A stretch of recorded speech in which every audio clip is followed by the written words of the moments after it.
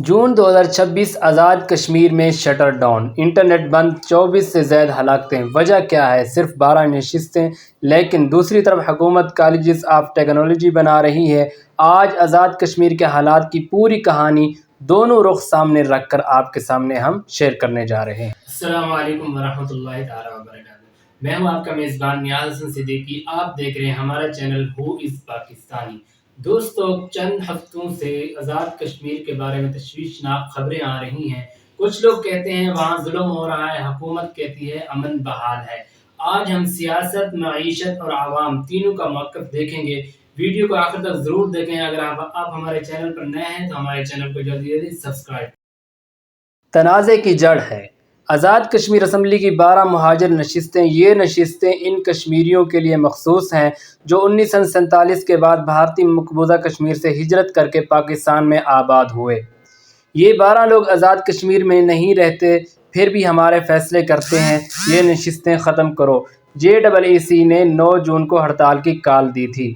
حکومت کا موقف۔ حکومت آزاد کشمیر سپریم کورٹ نے 7 جون کو فیصلہ دیا کہ مہاجر نشستیں آئینی ہیں، ختم نہیں ہو سکتیں۔ بعد میں حکومت نے JEC کو کالعدم قرار دیا۔ نتیجہ 6 جون سے 14 جون تک جھڑپوں میں 20 سے زائد شہری شہید ہو چکے، 4 پولیس اہلکار بھی شہید ہوئے، 515 گرفتار۔ مظفر آباد کا اپر اڈا بازار سنسان ہے۔ دہاڑی دار مزدور کہتا ہے 9 جون سے 1 روپیہ نہیں کمایا۔ پولیس کا کہنا ہے کہ 72 افراد کو گرفتار کیا گیا، ان سے اسلحہ، مواصلاتی آلات اور مشتبہ دستاویزات ملی ہیں۔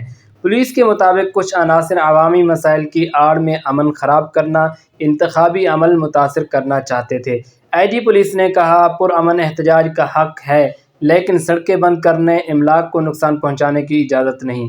دوسری طرف 16 جون کی رپورٹس کے مطابق مظفر آباد، میرپور، کوٹلی میں معمولات زندگی بحال ہیں، بازار، سکول، دفاتر کھلے ہیں۔ شہری کہتے ہیں ہم امن استحکام چاہتے ہیں۔ احتجاج کے بیچ حکومت ترقیاتی کام وزیر اعظم راجہ فیصل ممتاز راٹھوڑ نے 2026 کے بجٹ میں مظفر آباد، میرپور، پونچھ میں کالجز آف ٹیکنالوجی کی منظوری دی۔